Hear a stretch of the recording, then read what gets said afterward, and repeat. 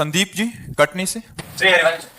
राधे राधे महाराज जी। गुरुदेव भगवान, क्या सभी सिद्ध संतों में समान जगत कल्याण की शक्ति होती है या भगवान जिन्हें चुनते हैं उन्हीं से ज्यादा जीवों का कल्याण होता है? हाँ, भगवान जिन्हें चुनते हैं उनके द्वारा परम कल्याण होता है।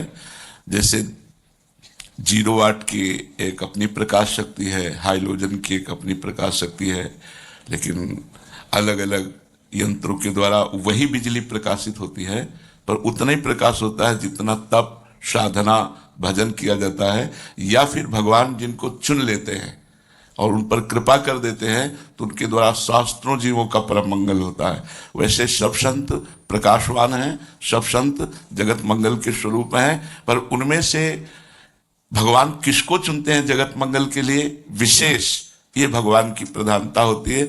उसमें प्रधानता इसमें हम संतों की नहीं होती कि हमारे द्वारा जगत कल्याण होगा, इसमें भगवान का होता है कि भगवान कृपा करके जिन्हें चुन लेते हैं तो फिर मूकम करोति वाचालम पंगुम लंघयते गिरिम यत् कृपा तमहम वंदे परमानंद माधवम। फिर भगवान की कृपा से भले मूक हो वो वाचाल हो जाएगा, वो भले सामर्थ्यहीन हो उसमें अपार सामर्थ्य जागृत हो जाएगी।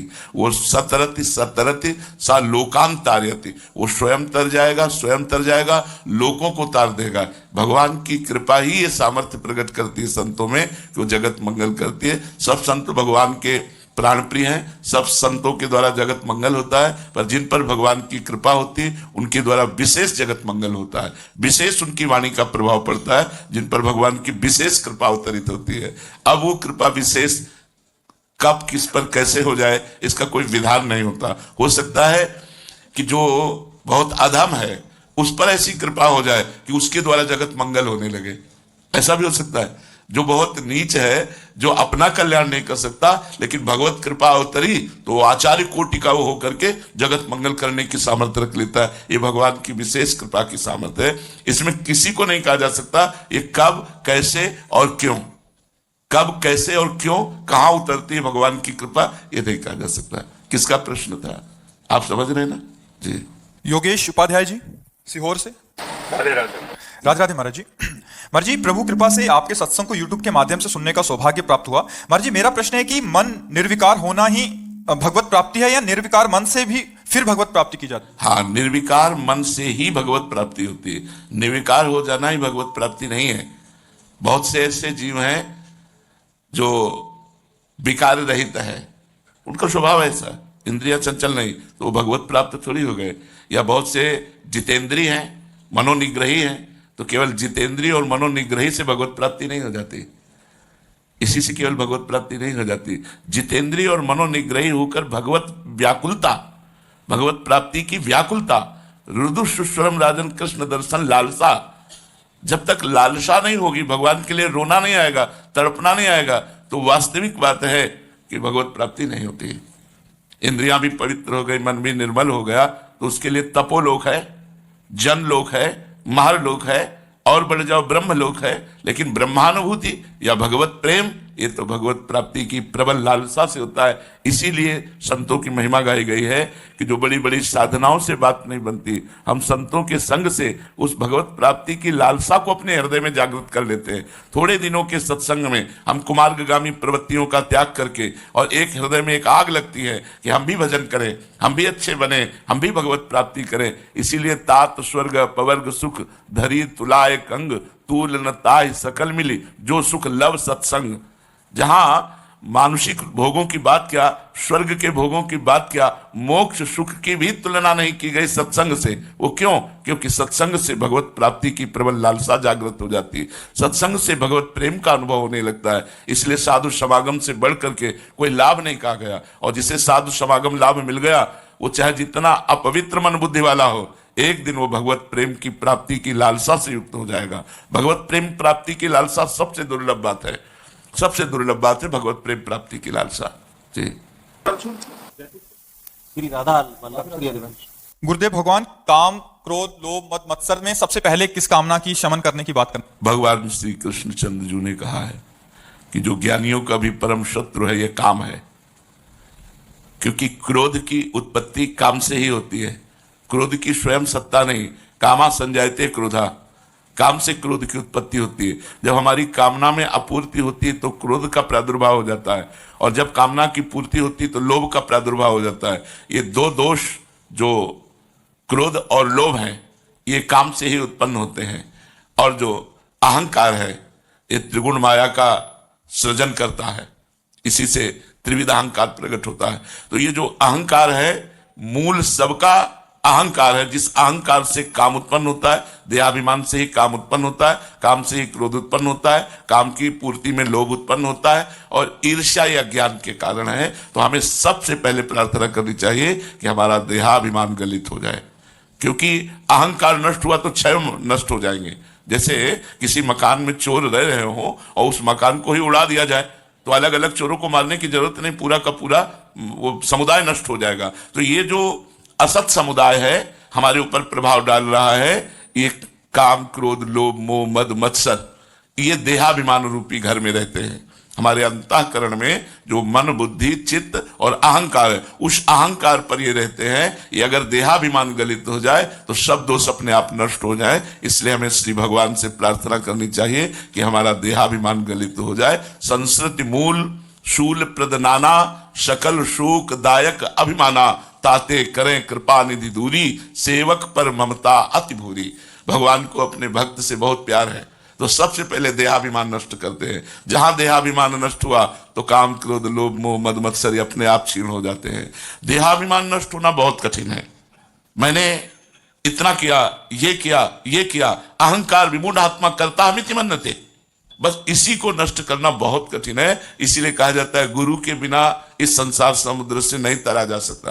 क्योंकि जब हम गुरु की शरण में होते हैं और उनकी आज्ञा के अनुसार चलते हैं तो हमको लगता है गुरु कृपा से आज हमको गंगा नहाने को मिला, गुरु कृपा से आज हम तीर्थराज प्रयाग आए, गुरु कृपा से आज हम काशी गए, गुरु कृपा से आज हम वृंदावन आए, ये हमारे ऊपर गुरुदेव की कृपा है। जब वो कृपा को देखता है तब अहंकार नष्ट हो जाता है, और जब अहंकार होता है तो कृपा नहीं दिखाई देती। और अहंकार जहां जिस साधन पर हुआ वो साधन माया को नष्ट नहीं कर सकता। जो संस्कृति है आवागमन, पुनरपि जननम पुनरपि मरणम पुनरपि जननी जठरे सैनम, इसका नाश जो अहंकार का नाश है वो बिना गुरु कृपा के नहीं हो सकता। इसीलिए ध्यान मूलम गुरु मूर्ति, पूजा मूलम गुरु पदम, मंत्र मूलम गुरु वाक्यम, मोक्ष मूलम गुरु कृपा। मोक्ष मूलम गुरु कृपा। जब साधक गुरु कृपा से चलता है तब उसका अहंकार गलित हो जाता है, और जब स्वयं कोई साधना करता है तो अहंकार पुष्ट हो जाता है। अहंकार पुष्ट होने से आप बहुत बड़े पुण्यात्मा हैं, तीर्थ यात्रा किए हुए हैं, आप बहुत बड़े दानी हैं, आप बहुत बड़े परोपकारी हैं, तो आपको स्वर्ग मिलेगा, भगवत प्राप्ति थोड़ी हो जाएगी। हमारे लोक बने हुए हैं भगवान के, स्वर्ग लोक, महालोक, जनलोक, तपलोक, सत्यलोक, लेकिन आपको भगवत साक्षात्कार थोड़ी हो जाएगा। भगवत साक्षात्कार होता है अति दैन्य होकर के, जब रुदन प्रारंभ होता है प्रभु के लिए। ये बहुत बड़ी बात है। जब रहा नहीं जाता, जब जिया नहीं जाता, दरस बिन दुख न लागे नैन, जब से तुम्हें बिछुरे पिए प्यारे कबहु न पायो चैन, ये भगवत प्राप्ति कराता है। या प्रबल मुमुक्षुता, मुझे मोक्ष की प्राप्ति हो जाए, अब मैं इस संसार के भोगों से ऊब गया हूं, अब मैं इस आवागमन के चक्र से थक गया हूं, अब मुझे जिज्ञासा है कि मोक्ष कैसे प्राप्त हो, ये अंदर आ जाना, ये सत्संग से ही आता है। तो बिना सत्संग के ये सदगुरु की प्राप्ति नहीं होती, और बिना सदगुरु की प्राप्ति के अहंकार गलित नहीं होता, और बिना अहंकार के गलित हुए मोक्ष या प्रेम की प्राप्ति नहीं होती। तो हमें सबसे पहले अहंकार के गलित होने की प्रार्थना करनी चाहिए। सुनीता जी सोनीपत से, राधे राधे महाराज जी। महाराज जी, धन की चाह नहीं है पर समाज में रहते हुए तथा अपनों के बर्ताव के कारण धनी बनने की इच्छा जागृत होती है। कहीं इच्छा भगवान से दूर तो नहीं कर देगी, क्योंकि धन का दूसरा नाम माया है। हाँ, अर्थ ही अनर्थ का कारण है, लेकिन अर्थ ही धर्म की पूर्ति भी कराता है।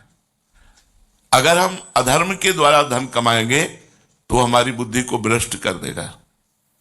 अधर्म के द्वारा तो हमें धन नहीं चाहिए, ये पक्का निश्चय कर लेना चाहिए। कोई किसी भी पद में हो, अगर घूस लेगा, अगर अधर्म से धन की प्राप्ति करेगा तो उसके परिवार में अशांति पैदा कर देगा यह धर्म का धन।